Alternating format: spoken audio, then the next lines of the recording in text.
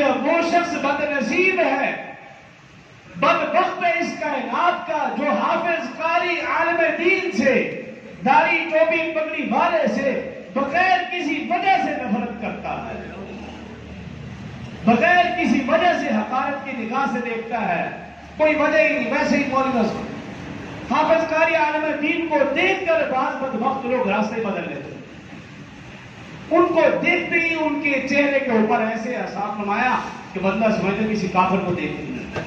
ऐसे लोग हमारे और माशरे में रहते हैं। और मैं यकीन से कहता हूं, अगर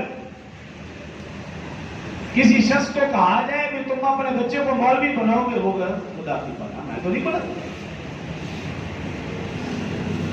मैं तो नहीं बनाऊंगा। और देख लीजिए, जिस मर्जी वालिद से पूछ लीजिए क्या बनाओगे बच्चे को, भी डॉक्टर बनाऊंगा।